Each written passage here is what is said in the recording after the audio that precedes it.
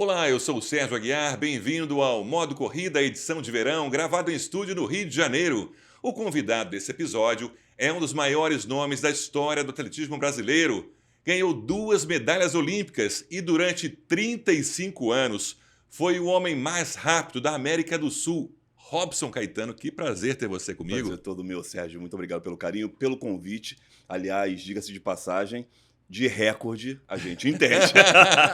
Mas me diz, como é que é isso? Por mais de 3 décadas você ser o homem mais rápido da América do Sul? Eu primeiro tive que passar por um processo de aprendizagem, porque eu era saltador de distância, fazia salto de distância, então assim, a corrida de 35 metros, estourando 38 metros, né, pelo corredor de salto de distância. Isso com quantos anos?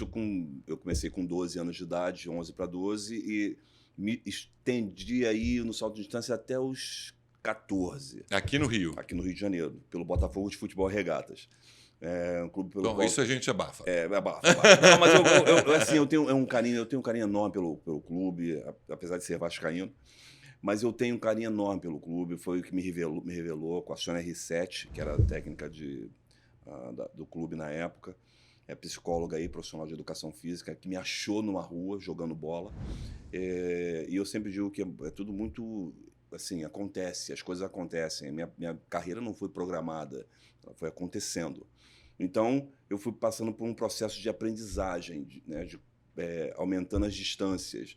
E aí eu saí do salto de distância para os 100 metros, para os 200 metros, que eu odiava correr os 200 metros, mas foi o que me deu a medalha olímpica, claro, e o 400 metros. Daí para frente, a aprendizagem foi um pouco mais dura, porque a mudança de velocista, para você começar a correr provas mais longas, o processo é mais doloroso, um pouquinho mais doloroso, mas é uma lição que eu coloco para os meus alunos, para as pessoas que querem aprender, essa transição, essa mudança, e como ela pode ser feita de maneira muito fluida, sem os baques, né? Porque tem gente que fala, cara, eu quero correr um 5, eu quero correr um 10, eu quero correr a meia maratona. Não, já começa falando em maratona. Já começa nessa, mas virou doença, virou uma febre. Tem que ter um cuidado. Todo especial. E você, as suas dicas, a sua experiência, você vai contar muito nesse episódio. Se eu só chamar o pessoal para se inscrever no Modo Corrida, porque essa é a hora, vai lá, se inscreve, ativa o sininho para receber notificações, dá um like, deixa comentários, assiste a episódios anteriores, é importantíssima a sua participação. A gente está no Spotify e no YouTube, mas também no Instagram. Hora de ativar o Modo Corrida.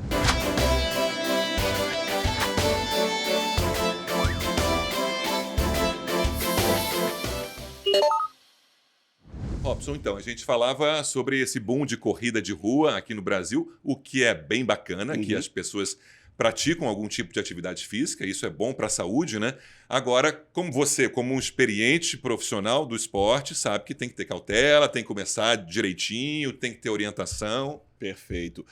Você precisa passar pelos processos que são muito importantes. Cada processo, cada momento que você se insere dentro da corrida de rua, ele é um processo como foi comigo, que passei pelos vários processos até chegar aos recordes dos 60 metros, 100 metros, 200 metros de pista coberta, dos 100 metros, 200 metros, 400 metros outdoor, 4x100, 4x400.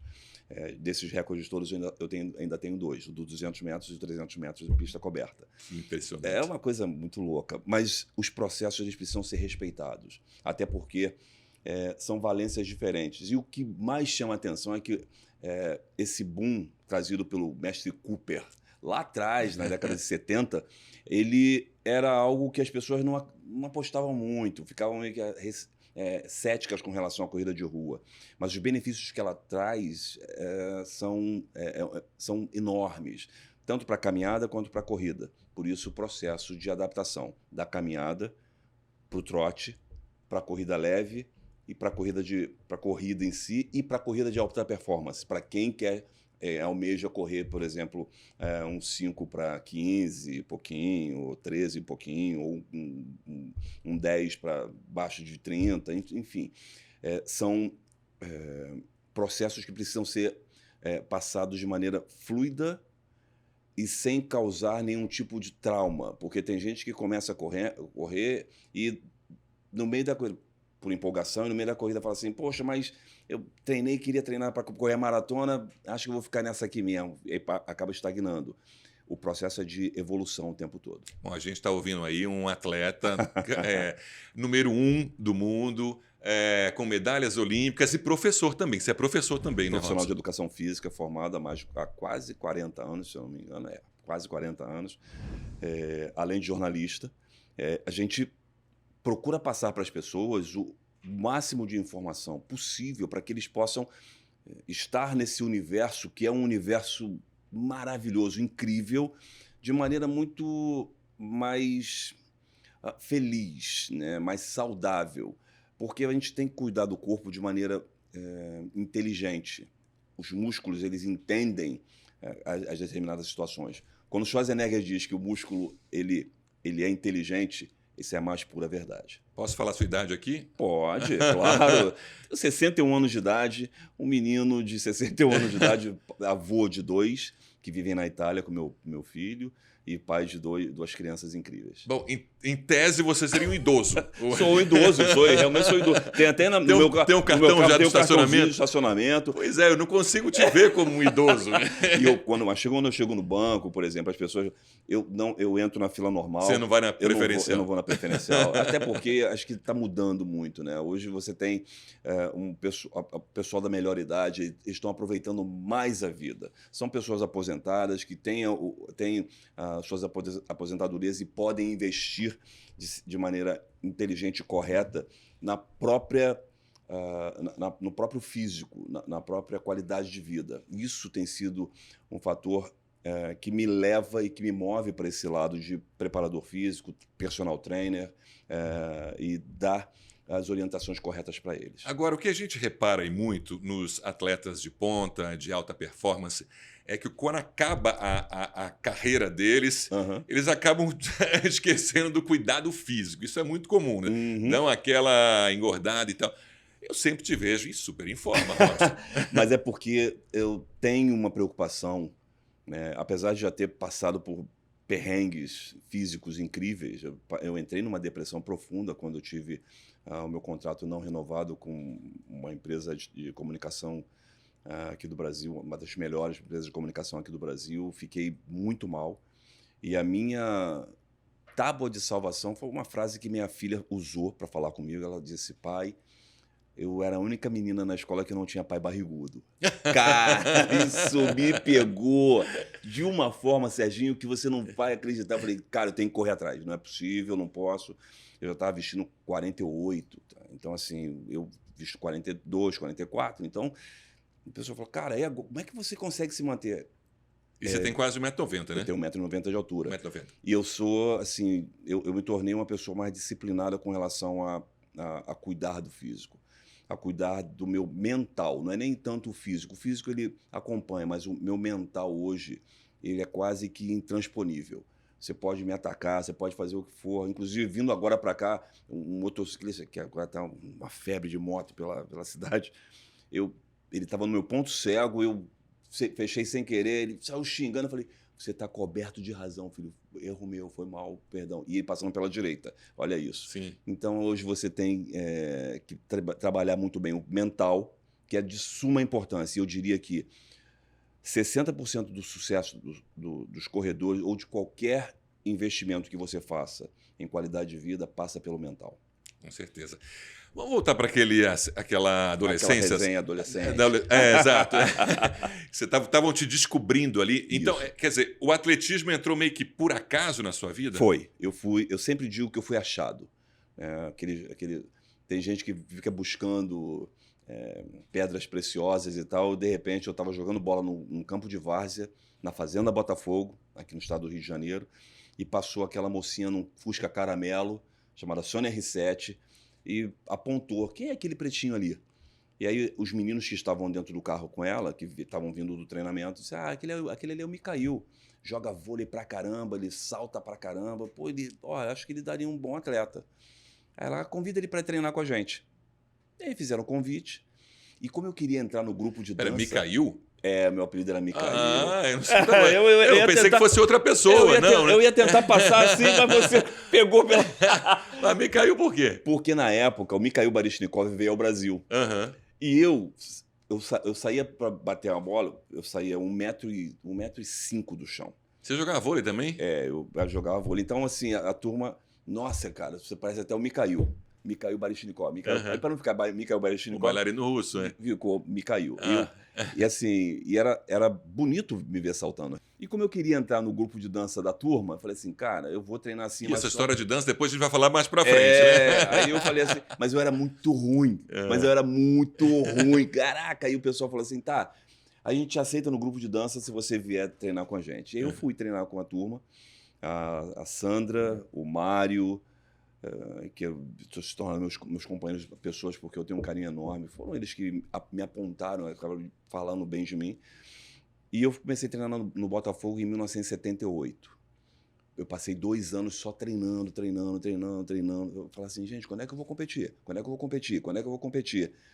E em 1980, quando me liberaram para competir, eu estava com tanta vontade de ganhar, que eu já ganhei a primeira prova, ganhei na segunda, fui campeão sul-americano logo no primeiro ano. No primeiro ano, No primeiro ano, já fui fazendo boas marcas, campeão brasileiro com 7,40 m. Mas isso categoria ainda... Categoria infanto-juvenil. Último ano infanto-juvenil. Que existia isso, infanto-juvenil, juvenil, não tinha adulto, era infanto-juvenil, juvenil e entrava direto no adulto. Você já tinha ídolos do atletismo nessa época ou não? Estava descobrindo o esporte? Não. Meu ídolo no esporte, na verdade, era um cara chamado Sócrates. O doutor Sócrates, porque ele era elegante jogando futebol. A seleção de 82, na minha opinião, foi uma das melhores seleções que eu vi jogar. Apesar de ter visto Pelé jogar, eu vi Garrincha jogar. Eu peguei um pedacinho de Garrincha jogando ainda. Eu tenho, assim, umas memórias dele jogando, os flashes dele jogando. O Gerson, canhotinha, era incrível. Então, em 70 eu tinha 6 anos de idade. Eu consegui ver esses caras. Então, sonho. Eu queria vestir uma camisa amarela, verde e amarela. Cara, eu tinha o sonho de jogando futebol, claro. Só que, como o atletismo me pegou, eu acabei vestindo a camisa verde e amarela pela seleção, pelo atletismo, e me tornando campeão sul-americano diversas vezes. Se eu for computar de infanto-juvenil até adulto, dá para mais de 30 títulos. É uma coisa incrível. Né? Aí tivemos grandes momentos seus, né? As duas medalhas de bronze que você conquistou olímpicas, né? Então, foram os seus mais importantes momentos no esporte? Por incrível que pareça, o meu momento mais importante no esporte não foi uma vitória. Não foi. Eu sempre falo isso nas minhas palestras. Você encontra um caminho para o sucesso quando você esbarra com o fracasso. Quando você tem a oportunidade de encarar uma situação que parece muito favorável para você e você está embarcando nessa onda e que tudo vai dar certo, já ganhou e tudo mais, e não acontece, você se torna mais resiliente e você volta realmente muito melhor. As medalhas elas foram incríveis e impressionantes na minha vida. A medalha, eu sou inclusive o único atleta do Brasil, da América do Sul, não posso garantir, né, de velocidade, medalhista olímpico nessas provas de 100 e 200 metros. Eu sou o único que conseguiu uma medalha olímpica e fez 5 finais olímpicas. Outro velocista para fazer isso vai demorar. Nós temos aí o Alisson, mas ele é barreirista, corre 400 com barreira. E nós temos uma safra de novos, o Pio, uma safra de novos talentos que são realmente muito promissores. Eu acredito muito neles. Eu acho que a gente consegue fazer mais uma final, consegue até chegar numa medalha. Se o 4 por 100 treinar direitinho, tá um pouco mais difícil porque tá todo mundo treinando. Acabou essa onda de Cuba foi que nos deu a luz, né? Quando eu vi Cuba conquistando medalha de bronze em Barcelona 92, com 4 atletas correndo 10:40, eu falei assim, gente, não é possível, a gente consegue. E aí, anos depois, a gente conseguiu. Então, o meu momento mais importante dentro do esporte foi Barcelona 92.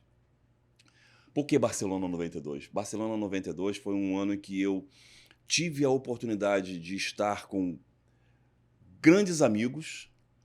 Eu estava pronto para ser medalhista, campeão olímpico, eu estava na crista da onda, eu tinha vindo de número 1 do mundo. Em 89, né? Em 89, 90 eu fui número 1 do mundo, 91 eu fui número 2 do mundo, e 92, 91 eu fui número 1 do mundo, número 2 do mundo, e em 92 eu estava na briga. Eu era o nome. Tinha o Michael Johnson, eu e mais ninguém. Falei, pô, no máximo prata. Seria minha terceira medalha, minha segunda medalha olímpica individual. E eu chego na pista, pronto, inteiro, e alguma coisa falhou no meu mental. Um sinal bateu, não sei o que houve. Eu entrei na reta na frente, bem, e não desenvolvi a prova na reta. Não conseguia desenvolver, parecia que tinha uma mão no meu peito e eu não conseguia ir para frente. Fiquei em quarto lugar, sentei na beira da pista e eu disse, parei, não quero mais atletismo, chega, agora não quero mais saber. E 4 anos depois, o processo para retornar, ele foi muito doído. E aí eu retorno. Que ali seria o seu auge. Seria meu auge. Se não tivesse assim. Se não tivesse acontecido esse apagão, foi um apagão. E aí, em 96, 4 anos depois, eu meio que tristão assim, 3 outros garotos me chamam e falam assim, pô, Robson, nós temos um 4% que depende de você, cara. Da tua expertise, da maneira como você se comporta. Os caras, quando olham para você, já sabem que vão ter que correr pra caramba. Você impõe respeito. E isso faz diferença. E aí eu fui correr um 4% com esses meninos, Arnaldo de Oliveira, André Domingos, Edson Luciano, e nos tornamos a primeira equipe brasileira a conquistar uma medalha olímpica no 4% em Jogos Olímpicos. Que foi incrível. Foi incrível. Agora, depois teve a prata, que eles conseguiram em Sydney, que é também um feito incrível.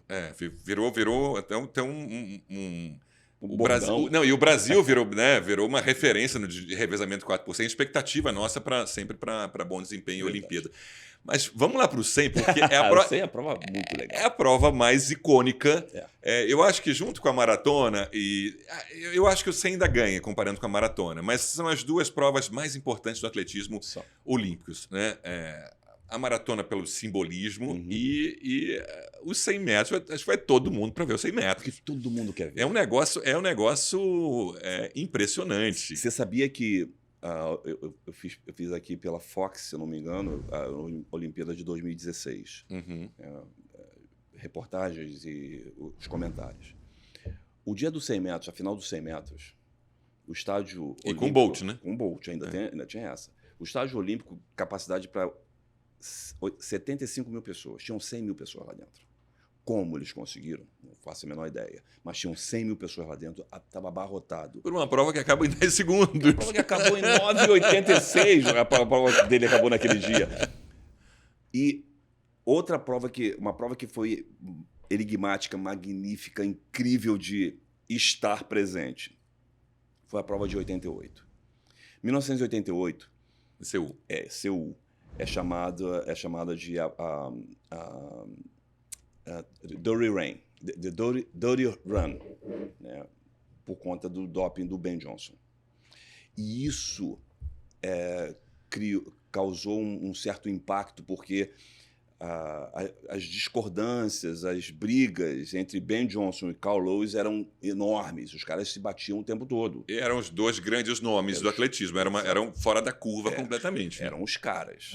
O Ben Johnson nem tanto. Apesar dele ter sido o 3º lugar em 84, em Los Angeles, que ninguém... Foi assim, ele passou despercebido, ficou em 3º, porque o Lewis fez a festa. Ganhou 4 medalhas de ouro, foi a festa em 84. Em 88... Aquela final, para você ter uma ideia, nós ficamos numa sala parecida com essa aqui, que nós estamos, os 8. A tensão era gigantesca, era tão grande que dava para pegar. Assim, você fazia assim, ó, tô pegando a tensão, olha que legal. Era inacreditável. E eu sentado ali, vendo 7 caras, que eu falava, pô, cara...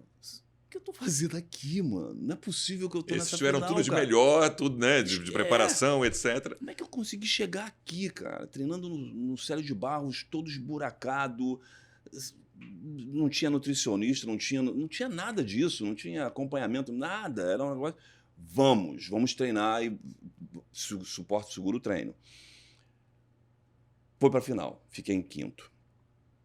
Depois fui para a final do 200, fiquei com bronze.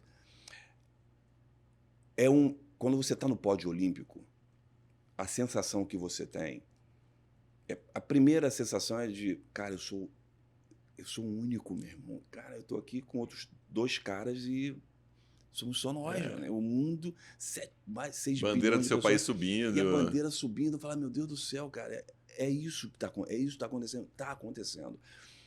E a segunda, que é talvez a mais nobre, que eu sempre falo, é de gratidão.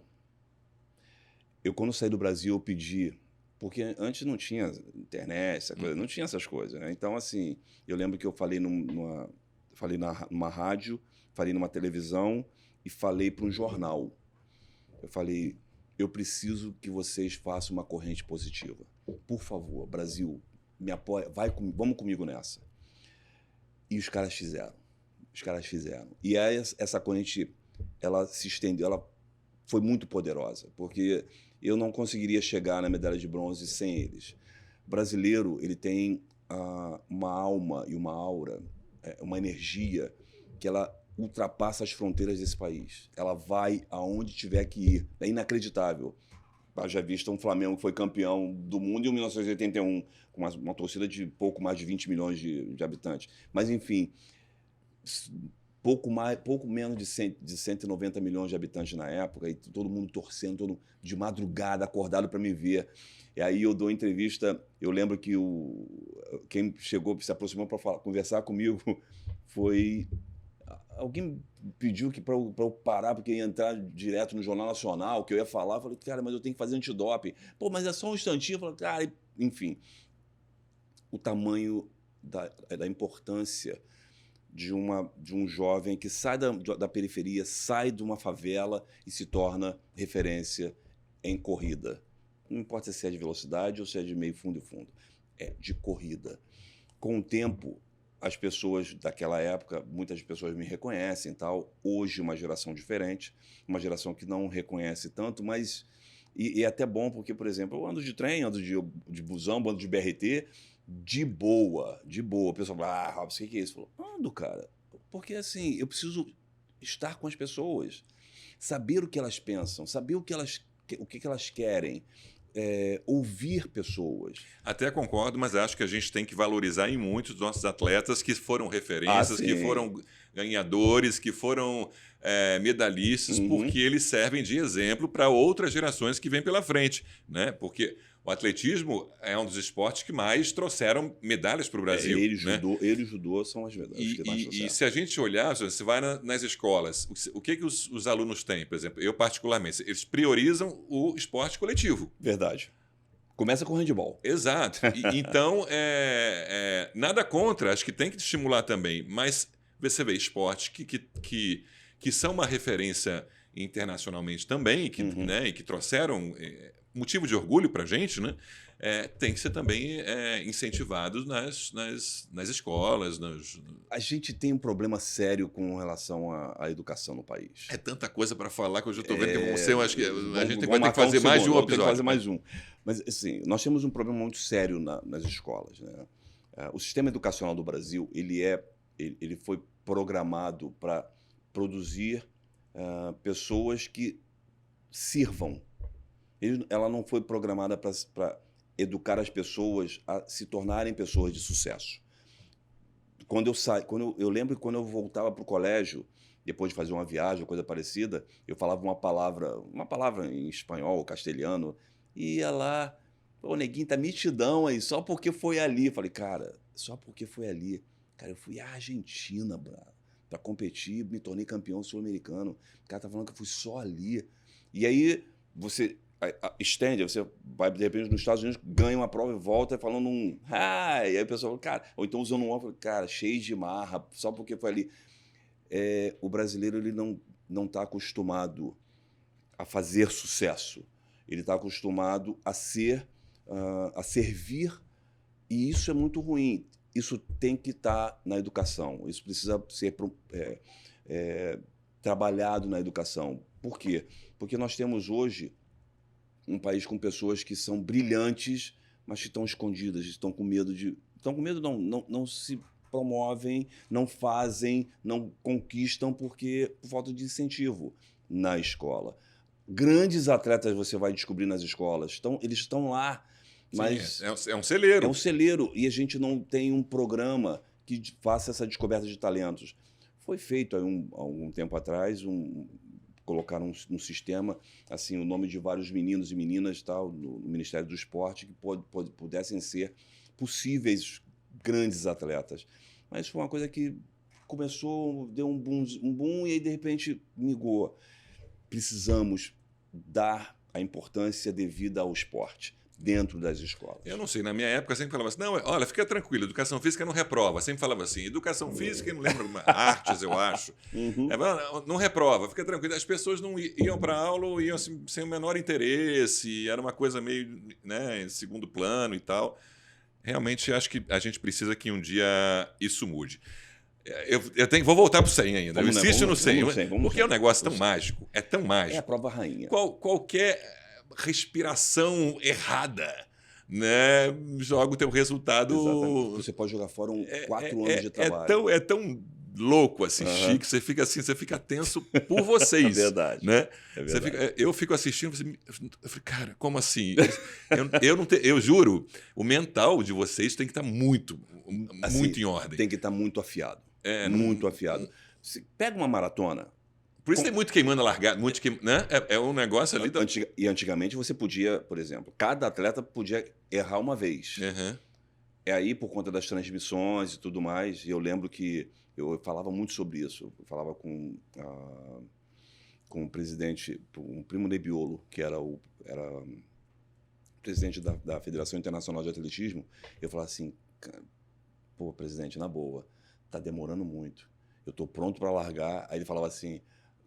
Piano, Caetano, piano da Silva, piano. Vamos resolver com essa questão. E eu falava assim, cara, precisamos resolver. E aí passou podia queimar uma vez. E aí agora você não pode mais errar. É pronto, tiro de largada. Porque o sensor está lá. Se você fizer isso no sensor, é considerado queima. Então você está eliminado da prova. O próprio Usain Bolt no campeonato mundial, acabou perdendo, deixando escapar o título porque errou na largada. Então o mental precisa estar muito aguçado, muito afiado e fisicamente se estiver treinado fisicamente, a tua cabeça te leva. É só você entra numa espécie de túnel e você vai. Pensa na maratona, pega 42, 195 e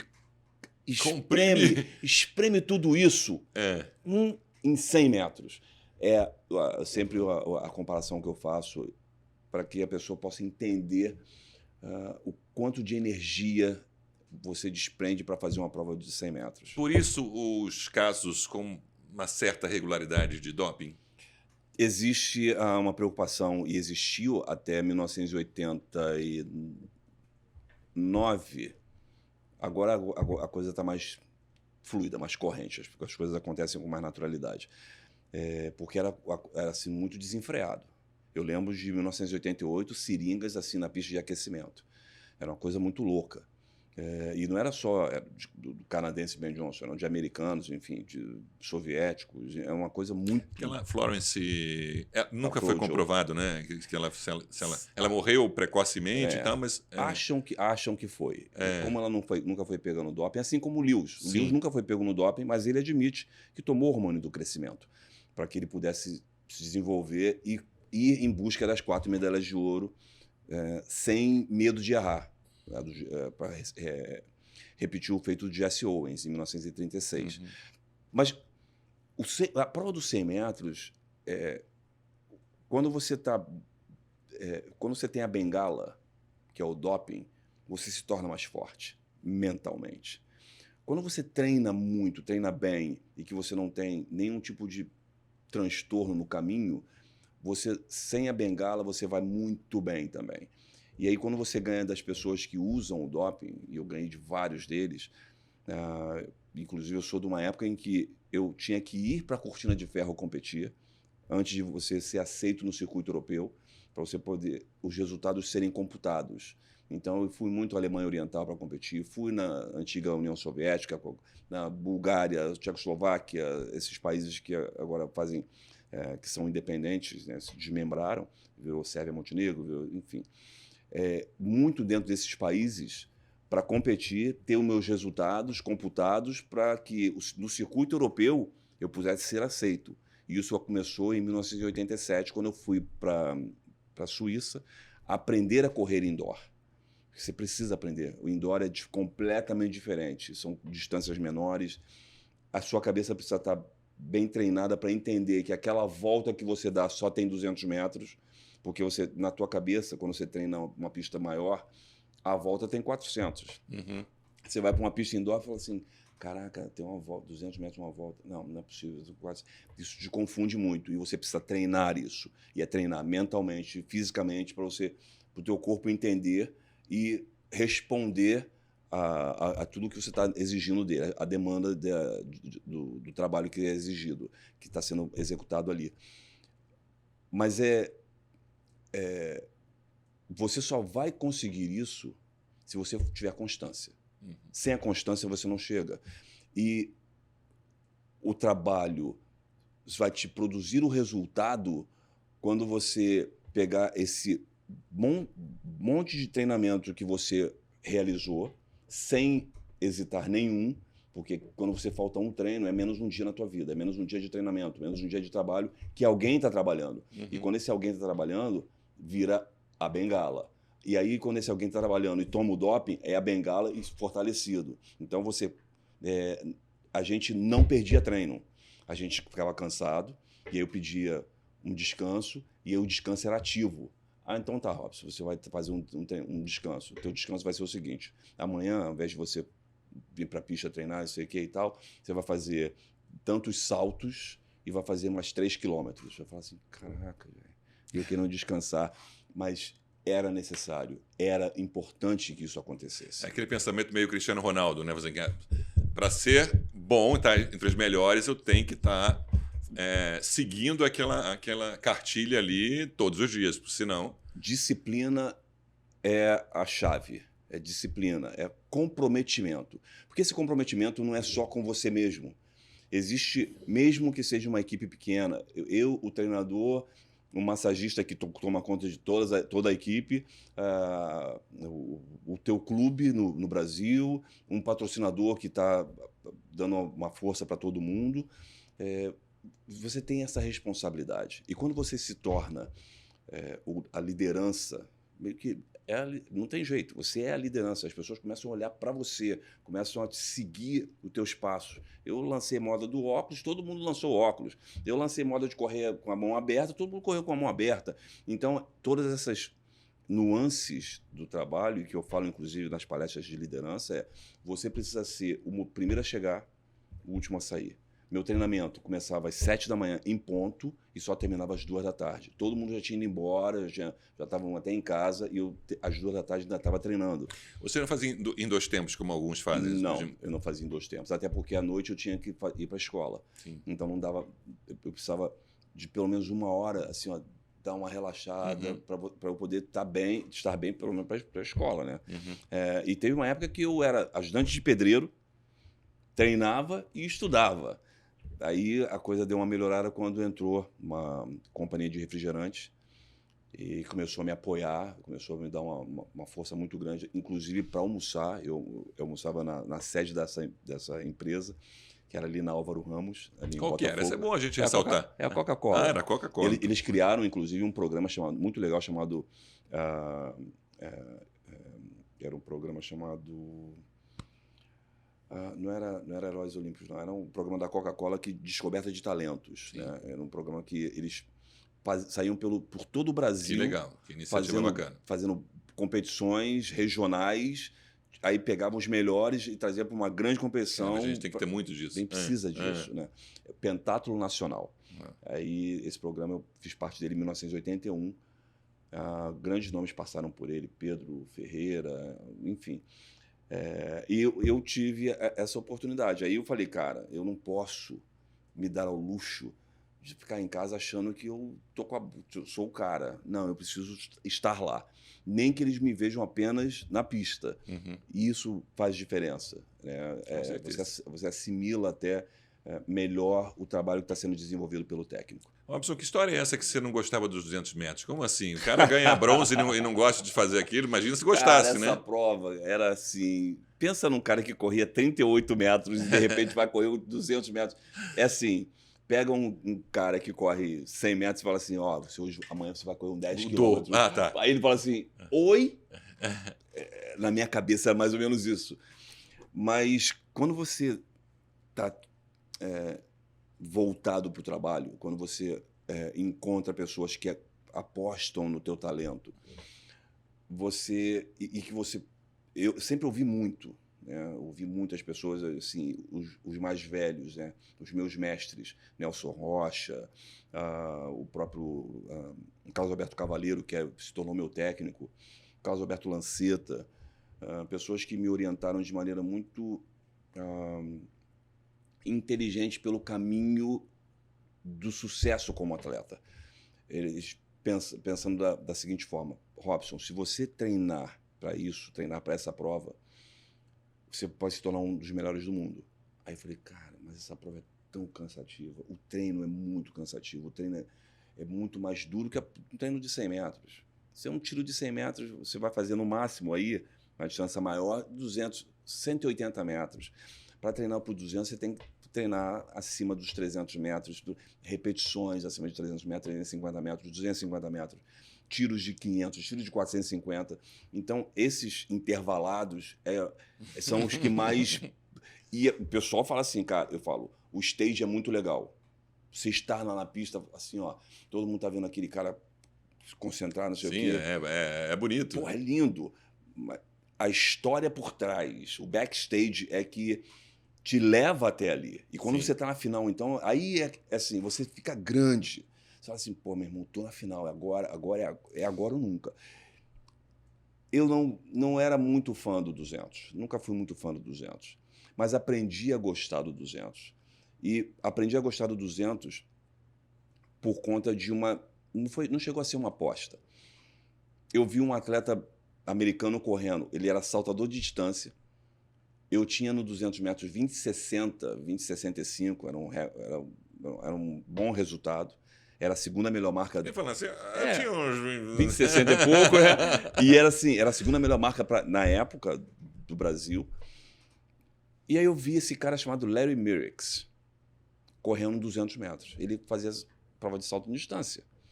E ele correu 20,0 alguma coisa. Eu falei, não. Como é que é isso? O cara é saltador de distância, eu treino a prova e estou correndo pior que esse cara? Não pode, não pode. E aí eu comecei a buscar caminhos dentro do treinamento para chegar nesse resultado, para melhorar, fazer realmente melhor do que... Você se cobra muito, então. Muito, muito. Porque eu achava inconcebível. Assim, como eu achei ficar 35 anos a recorrida dos 100 metros. Eu achava é o cúmulo do absurdo não ter um garoto que corra abaixo de 10 segundos.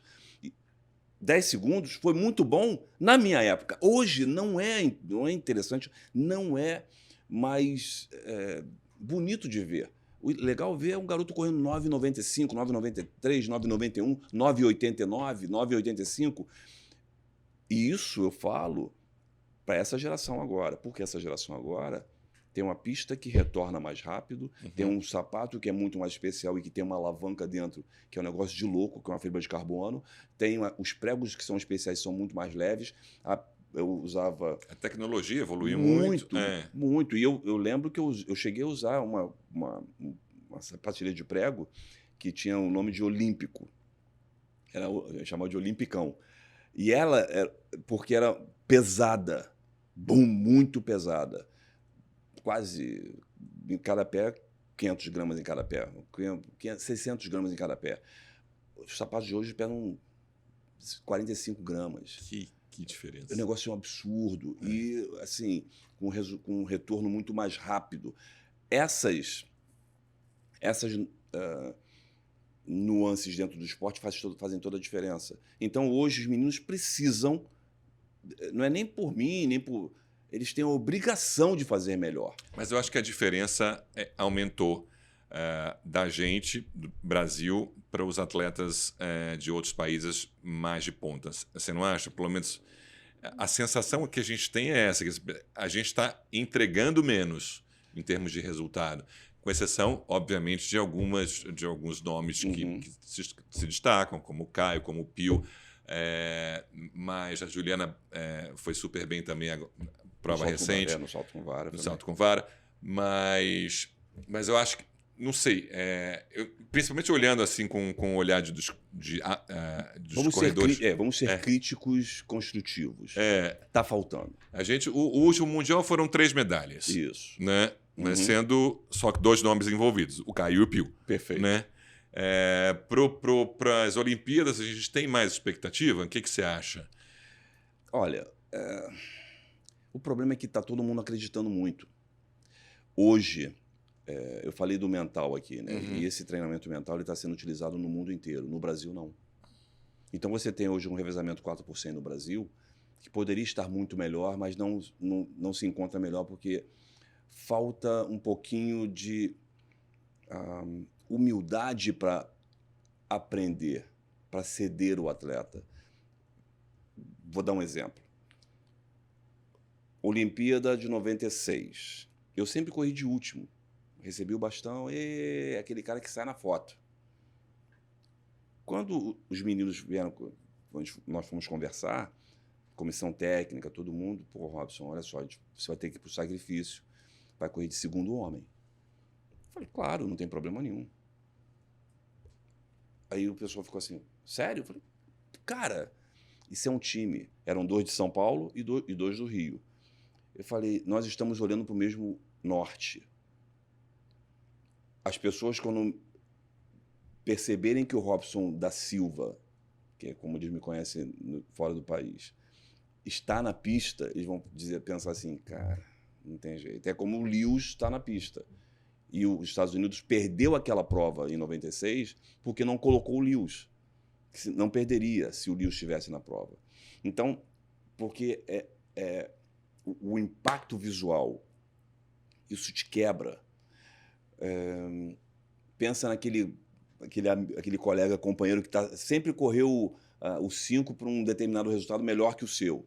Aí tu fala assim, cara, ele vai correr hoje. Pô, caraca. Com certeza. Então, tem um peso. Faz a diferença. Ter um nome de peso faz a diferença. O Brasil hoje não tem um nome de peso. Nós temos os nossos recordistas, o Eric, que inclusive... Quebrou 9,93 agora, o recorde sul-americano. Mas que entra na pista e é mais um. Noah Lyles, quando ele entra na pista, as pessoas falam assim, o Noah Lyles entrou. O Usain Bolt, quando entrava na pista, e o Usain Bolt chegou.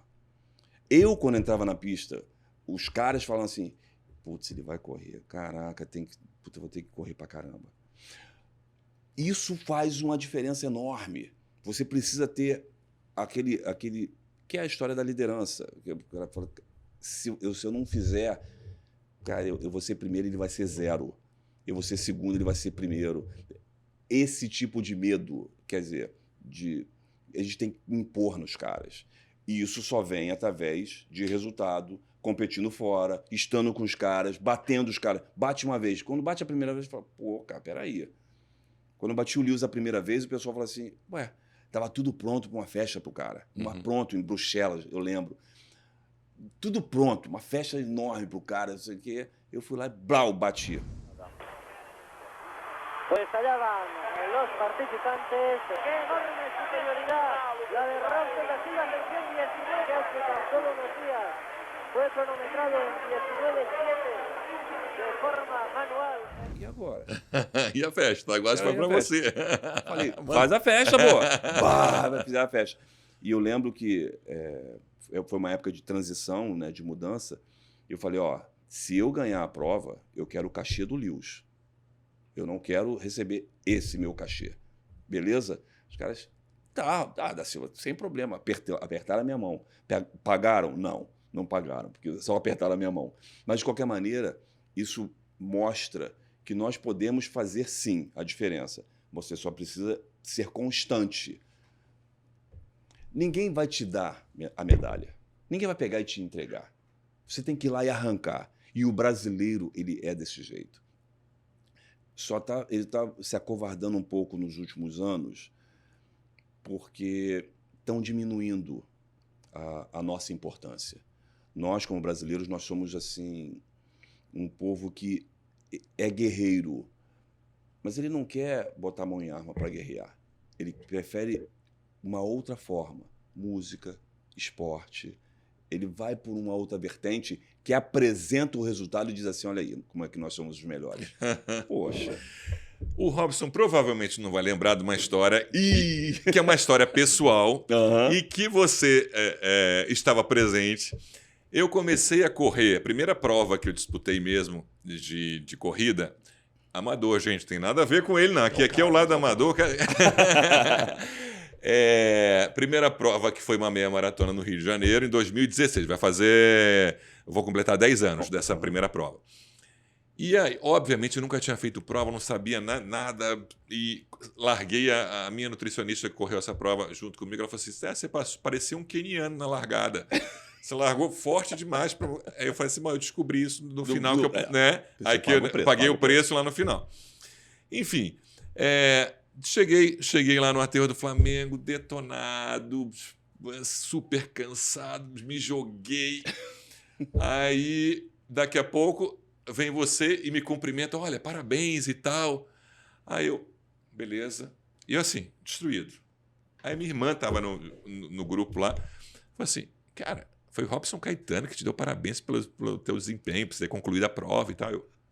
Foi o Robson Caetano? Eu falei, cara, eu nem sei quem falou comigo. Eu não tinha energia para reconhecer qualquer pessoa que falasse comigo, eu estava tão, assim, totalmente esgotado, não tinha mais... Aí depois peraí, eu preciso ir lá e fazer. Aí fui, Robson, obrigado, não sei o quê, tem uma foto, a gente vai botar aqui, uma foto minha com você. Que legal. Robson Caetano estava lá me cumprimentando pela primeira meia maratona ali, eu assim, cara. Deixa eu te falar uma coisa que é importante. Isso das pessoas te cumprimentarem, porque assim, eu faço isso com todo mundo, né? Mas eu descobri, né? Eu estava trabalhando numa outra emissora, mas eu descobri que você ia correr. E eu falei assim, cara, esse menino, onde é que esse menino tá, cara? Onde é que esse menino tá? Por quê? Somos companheiros de trabalho. Né? Só por isso eu já iria falar com você. Mas aí eu descobri, assim, que era a primeira. E você estava falando muito sobre isso. Falou muito sobre isso, noticiou muito isso. Aí eu falei, cara, eu preciso dar uma força para ele não achar que isso... é um mar de rosas, mas porque ele tenha passado por um pesadelo. E aí eu te parabenizei e continuo te parabenizando. Eu acho que a prova de rua, ela precisa ter mais pessoas que abracem essa causa. Mas também levar uma mensagem de que é possível. Você só precisa dar o primeiro passo. E o bacana, bom, aquele momento foi mágico, assim, primeiro pela coisa de assim, como eu estava tão... né, estava destruído. Estava destruído. Foi o Robson Caetano que falou contigo. Eu falei, cara, eu preciso lá falar com ele de qualquer maneira. Então, foi um momento mágico também, que está guardado no coração. Poxa, obrigado pelo carinho. Esse parabéns que você me deu. Mas esse é para dar o up mesmo, porque depois, todo mundo termina destruído. E uma meia... Não, e outra coisa que você falou para mim, que eu não esqueço. Você falou assim, amanhã... dá um trotezinho, dá um trotezinho. Aí você na cabeça, ele tá maluco, eu vou estar trote. Aí eu falei assim, cara, vou ter que fazer esse trotezinho. Se Robson Caetano falou, tem que fazer, pelo amor de Deus, né? É o famoso regenerativo. Exato. Aí então, você tá vendo isso como um momento marcou? Aí de lá para cá eu nunca tinha feito maratona, fiz 4 maratonas, etc. E fui tomando gosto da corrida, do atletismo em si, claro, como amador. Até brinco quando eu corri minha primeira maratona. Em 2021, foi em Nova York, aí eu concluí, aí eu fiz um post assim, agora sim eu sou maratonista. Eu falei assim, cara, eu tô imaginando o Marilson dos Santos, que ganhou 2 vezes Nova York, vendo meu post, falando, nossa, maratonista... Um Luiz Antônio que gostam duas vezes também. Aí eu falei, cara... Aí eu falei assim, não, peraí. Eu sou maratonista. É isso aí. Eu não sou o Marilson. Mas eu sou um maratonista. Eu completei a distância dos 42 e 195. Você tem que se empoderar. Isso aí é seu. Isso é te bacana. Pertence. E é que nem... Eu acho, assim, eu dou muito valor os últimos da maratona, que o pessoal vai lá e fala assim, que incentiva. Cara, que cabeça, que emocional, que determinação. Isso é muito legal. É muito legal. Não, você tem a janela, né? 5 horas para terminar, 4 horas e meia. Sim. Pô, aquele que passa com 4 horas e 59 e 59. É muito... Fechou a janela e falou assim... Cara, é herói. Herói. É bacana isso. É uma prova difícil. Você nunca correu maratona? Não. Nem meia? Nem meia. É uma prova muito difícil. Eu treinei... Eu lembro que eu ia fazer uma matéria para Globo. Eu comecei escondendo. Aqui a gente fala tudo. Eu ia fazer uma matéria para a Globo falando sobre a prova, né? E aí eu comecei a treinar para ela.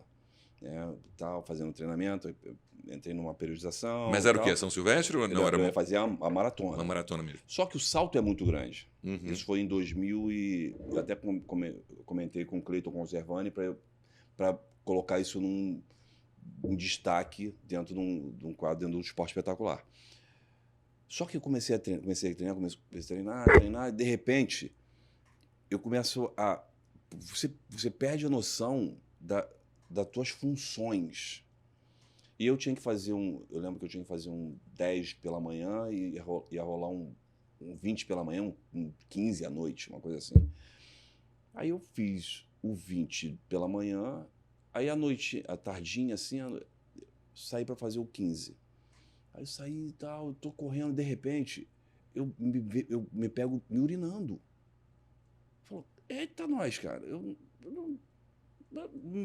ô Piu-Piu, não vai dar o sinal não, cara? Aí volto para casa, ali eu descobri que é diferente. Você ser um maratonista, olha só, não importa se você termina em primeiro, segundo, terceiro, você ser um maratonista é realmente ser um herói. É ser uma pessoa diferente. Não é qualquer pessoa que faz uma maratona. Todo mundo pode fazer, mas não é qualquer um que consegue. Entendeu? Então, todo mundo pode tentar, né? Pode até tentar. Não, pode até fazer, pode ir lá fazer. Eu tô aqui para fazer a maratona. E falar que eu vou fazer a maratona. Aos pipocas, e aí tem a turma dos pipocas, que se divertem, mas completam, então, todos são heróis. Porque é uma prova difícil, não é uma prova fácil, não. Assim como é os 100 metros. Sim. Que não, assim, na maratona se você errar, você dá uma consertada, uma ajeitada no quilômetro seguinte. Sim. No 100, não tem como. Não tem como. Não tem. Errou. Vai pagar. Agora, esse conserto dentro da maratona, você paga um preço no final. Porque é pace, não tem história. Você tem o teu pace é de 4 por 1000. Então, respeita isso. Se em um determinado momento você fez 4,45, é porque o corpo pediu para fazer 4,45. Aí no próximo eu falo, eu tenho que recuperar, vou meter 3, você vai pagar o preço no final. Cãibra, vai te dar as contrações involuntárias, vai fazer pipi nas calças, vai ser uma loucura. Agora, sabe, eu pensando o seguinte, então, você tem 1,90 m, eu tenho 1,94 m, tá caindo um pouquinho por conta da idade. Mas... eu tenho uma dificuldade com a velocidade. Mas aí meu argumento é, mas eu sou enorme, então eu sou pesado, eu sou enorme. Aí vem o cara que tem 1,90 m e manda 10 segundos em 100 metros. Acaba com as minhas desculpas, cara. O Bolt tem 96 e corre 9,58. Como é que vocês conseguem ser tão rápidos? Intervalado. Com essa altura? Treino eu fico chocado. Porque o grandão, ele é naturalmente mais lento, chama de mocorongo, não é, né? Ele é meio... Os pequenininhos parecem que são mais rápidos que a gente. Eles são mais ágeis num determinado ponto. Mas para essas provas mais curtas, inclusive é muito comum você ter os atletas mais... Não altos, mas assim, não é raro ter atletas... A minha geração mudou isso. Porque até então, os caras tinham no máximo 1,80 m de altura. A minha geração já mudou isso. O Linford Christian 1,90 m, o Lewis 1,90 m, eu 1,90 m. A gente vem mudando esse... E o Bolt mudou definitivamente. Mas o segredo da velocidade está no treinamento intervalado. Que é o ruim. Que é o, Esse é o, assim, esse é o ruim. Esse é aquele treino que você... Está explicado por que eu não sou não- velado, detesto intervalado. Mas precisa fazer, precisa ser feito. Dentro do próprio treinamento contínuo, vai sair para fazer um longão. Vai fazer quanto? Vou fazer 25 hoje. Beleza. Dentro do treinamento longo, fazer uns stitches assim de um K para um determinado tempo e dar uma segurada e um pro outro para segurar. Isso melhora a tua capacidade de velocidade. E uma coisa que é imprescindível, não tem para onde correr, o drill. O drill são os trabalhos de coordenação motora fina. Isso é necessário e importante para você adquirir velocidade. Acho ruim também. Porque assim, okay, eu vou continuar lento. Joelho alto, calcanhar atrás, chutando na frente, o alternado, todos eles com aceleração no final. Todos eles com aceleração no final. 20 metros dos exercícios, mais 20 de aceleração. Isso, pelo menos, eu diria, se você disser 3 vezes na semana, não, todos os dias. Todos os dias. Isso tem que fazer parte do teu aquecimento. Isso vai melhorar a tua velocidade. Porque quando você tem a coordenação motora fina, ela bem aguçada, ela bem trabalhada, você corre melhor, você otimiza a passada. E otimizar a passada significa tempo menor. Isso é fato. Aí você poupa energia Muito. e você... isso é... Muito. Vem treinar comigo. Vem treinar comigo. Já falei. Olha que luxo. Comigo. A gente está caminhando para o final, como eu falei, a gente vai precisar de um outro episódio mais para frente.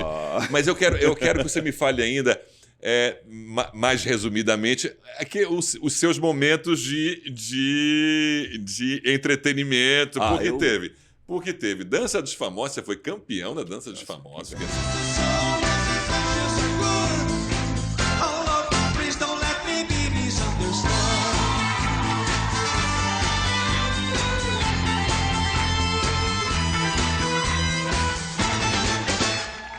Sei quantos anos pra frente, você deu a volta por cima e falou assim, olha só, sou bom na dança mesmo.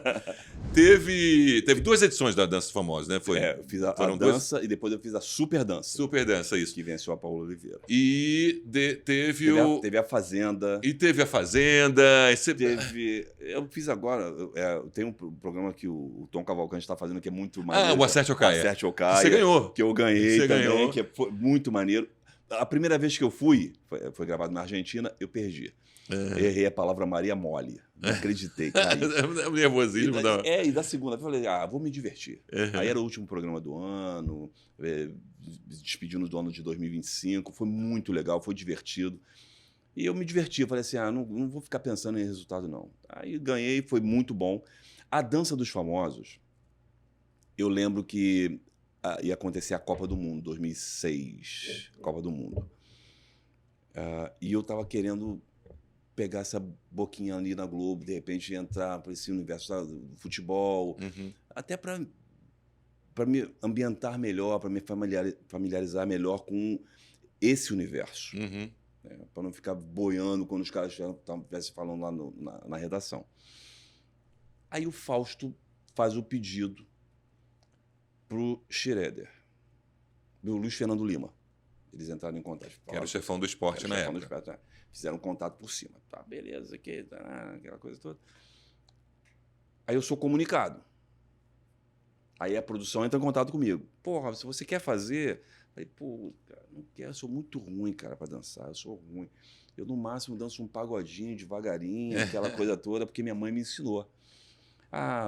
Vem aí, vem sim. Inclusive, o Fausto já conversou com tal, assim e tal, já conversaram por cima. E eu fui o jornalista que começou que estabeleceu uma ponte entre CGP e CGJ, que não existia. Existiam umas regras assim que eram muito rígidas. CGP é Central Globo de Produção e Central Globo de Jornalismo. Exatamente. Para quem não está familiarizado com as siglas. E aí, o Armando Nogueira e Walter Clark, eles criaram CNPJs diferentes. Então não existia essa ponte. E eu comecei a ir nos programas, ia no programa do Luciano Huck, fazer uma participação, fui na Dança dos Famosos, começamos a estabelecer essas pontes.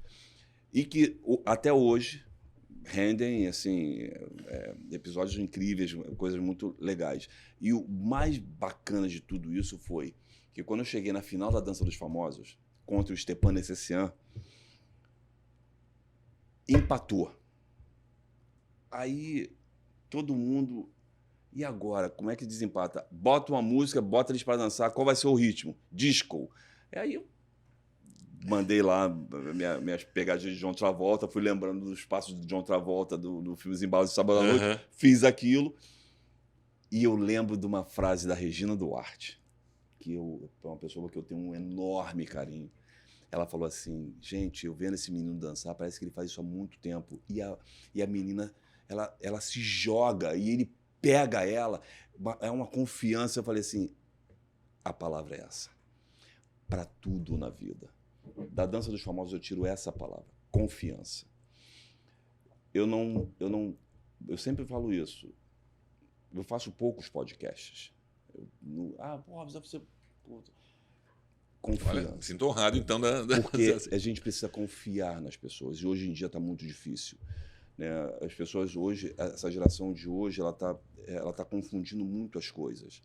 Eu chego aqui e dou um abraço no nosso produtor ali, eu dou um abraço em você, as pessoas, pô, cara, ou então se tivesse uma mocinha aqui, então assim, eu sou um dinossauro, e a nossa forma de tratar, o trato hoje está sendo muito confundido, então eu evito muito, então quando eu sou convidado assim, Sérgio Aguiar, pô, eu lembro desse menino, cara, a gente é companheiro de trabalho, Silvia Vinha me convidando para ir, inclusive, num podcast dela. Eu vou estar com ela, porque nós construímos uma história que está além das fronteiras do podcast e está dentro de um universo e de um lugar chamado confiança. Então, estou aqui, pergunto o que quiser. Sim. Porra, fiz. E aí você... Mas como é que foi esse negócio de você fazer... Pô, foi assim, assado. Porque você sentiu, foi o que aconteceu contigo no Dança, né? Exatamente. A confiança foi extremamente importante. Que bacana, uma coisa e completamente diferente do que a gente estava acostumado a ver você. Muito. A gente viu. Robson, vamos fechar aqui esse episódio. O Robson 2 a gente depois agenda. Perfeito. Mas antes tem um quadro que é muito tranquilo, vai tirar de letras, tirou 100 metros de letra, né, mundialmente. Esse daqui, Dança dos Famosos e tudo. Bora? Ah, meu Deus. Vamos lá, bora. Hora de ativar o modo sprint.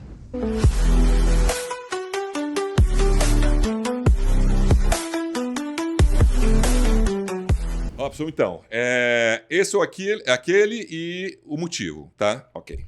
Essa aqui eu acho que já tá meio óbvio. Acho que você já respondeu, mas vamos lá. Indoor ou outdoor? Outdoor. Por quê? Porque a energia é outra, né? O indoor, ele tá muito... Não tem uma relação direta com o olimpismo. Não tem uma relação direta. O outdoor não. O outdoor tem uma relação direta com o olimpismo. 200 metros, 100 metros, são distâncias diferentes, pista diferente, a maneira de correr e de se comportar diferente. E para pessoas mais altas como eu, você, a gente sofre muito para fazer uma provas em pista coberta. Dançar ou comentar? Comentar. Olha, foi campeão da dança? Mas comentar. Até porque, como jornalista, nós temos um papel que é de fundamental importância, que é levar conhecimento, levar informação e a informação correta, a informação real, a verdade para as pessoas, de maneira muito clara, sem enrolar. O papo é esse, toma, é aqui, gostou? Legal, não gostou? Cara, faz um comentário aqui para mim, construtivo, para que eu melhore como profissional. Dança dos Famosos ou A Fazenda? A Fazenda. Olha, me surpreendeu. Eu pensei que fosse a dança. Por quê? A Dança dos Famosos, ela tem uma peculiaridade que é somente a dança, somente o dançar. A Fazenda não. Eu aprendi muito na Fazenda. Eu aprendi a... Você ficou quantas semanas? Eu fiquei 8 semanas, se eu não me engano. Eu aprendi a ordenhar a vaca, eu aprendi a cuidar de planta, aprendi a cuidar de galinha, de frango, de cabrito. Enfim, eu aprendi o trato com os animais. Essa proximidade com a natureza, ela é muito rica. Já essa proximidade com o humano, ela... de vez em quando deixa a desejar. Seul ou Atlanta? Seul. Por quê? Primeiro pela final do 100.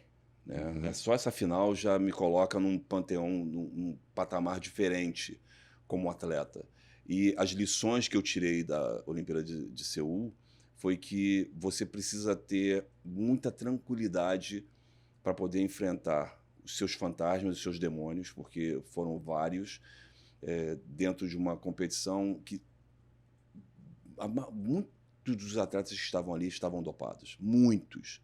E eu sabia disso, eu entendi isso de maneira muito clara e procurei treinar para superar não somente os meus fantasmas, mas me superar dentro da competição. Então, Seul foi a prova de que eu podia ser o número 1 do mundo e acabei me tornando o número 1 do mundo, melhor do mundo, por conta dessa participação em Seul. 200 metros ou revezamento? 200 metros. Isso é inegável. Você não gostava de correr 200, mas eu aprendi a gostar do 200 metros. Apesar da história do 4x100 ser uma história que ela é muito rica, porque tem outras 3 pessoas envolvidas, mas o 200 metros é você como liderança, como líder de uma manada, de um time, de um grupo que está por trás, te dando apoio e o mais importante, você entra na pista com essa multidão de brasileiros torcendo por você, isso é muito legal. Aí no 4x4, no 4x100 tem outra, fica muito dividido, muito diluído. Sentar na cadeira de líder, você ser o destemido, obstinado, aprender a delegar e entender que receber informações e críticas construtivas vão te fazer uma pessoa melhor. E essa eu acho que já está quase que respondida. 200 ou 100? 100. Os 100 metros. Porque era a minha prova. A prova dos 100 metros sempre foi a minha prova. Sempre foi. Se eu tivesse que escolher a medalha, seria a medalha nos 100 metros. Se eu pudesse ter uma medalha, seria nos 100 metros. Porque é a prova rainha, é a prova considerada uma das mais bonitas, que todo mundo espera, a expectativa é muito grande. Tem gente que paga uma fortuna. E plasticamente ela é muito bonita. Muito linda. Tem gente pagando fortunas para assistir uma prova de 100 metros. Ainda mais agora, nós temos um novo showman, que é o Noah Lyles. Né? Antes era o Bolt. Que ele já chega fazendo... Já chega fazendo firula, essa coisa toda. Ele pode até não ganhar, mas ele se tornou uma pessoa... Tem gente que chama de marra. Eu falo, é carisma. Ele sabe utilizar, ele olha para a câmera, ele brinca com ela, se diverte com ela. Como eu fazia, de maneira modesta. Super bacana. Agora eu queria que você deixasse um recado para quem está assistindo ao podcast e que está começando a correr, que gosta de corrida. Para você, olha, tá vendo aqui esse nome, modo corrida. O modo corrida para você é como você se comporta diante das adversidades. Pense sempre nelas. Eu falei aqui, inclusive, uma coisa importante. Qual foi o seu maior momento? Eu disse que foi uma derrota. Entender isso e aprender isso te transforma em uma pessoa melhor. E sempre que possível, de preferência, um bom dia, boa tarde, boa noite, a elegância para correr está exatamente aí, no bom dia com o próximo, no boa tarde, boa noite com o próximo, no treinamento, ajudar o seu companheiro, ele está no perrengue, dá uma força para ele, porque isso vai te transformar num corredor melhor, num atleta melhor. Robson, super obrigado. Que bom que a gente conseguiu fazer essa entrevista aqui. Poxa, eu que agradeço. E foi fantástica, história linda e mais sucesso pela frente. Que venham os comentários aí nas próximas Olimpíadas. Muito obrigado. E outros projetos que você tenha também em mente. Muito obrigado. Mas, assim, o papo tá tão bom, porque tem papo para voo livre, que eu sou voador de asa delta. Tem papo de paraquedismo, porque eu sou paraquedista. Tem papo para um monte de coisa. Olha, a gente já passou de uma hora, tá? Só para você saber, já passou de uma hora. Um beijo carinhoso, muito obrigado, Serginho. Obrigado, querido. Você me deu um presente logo no início desse ano, que é estar contigo. Obrigado. Relembrar essa passagem na minha maratona, a sua primeira prova. Foi muito bacana para mim. Isso pra gente fica no coração. Valeu. Obrigadíssimo. Você já se inscreveu no nosso canal? Essa é a hora, vai lá, se inscreve, ativa o sininho para receber notificações, dá um like, deixa comentários sobre a entrevista com Robson Caetano e outras. Assiste a entrevistas anteriores, é importantíssima a sua participação. Além do Spotify e YouTube, a gente também está no Instagram, então segue a gente. Obrigado e até o próximo.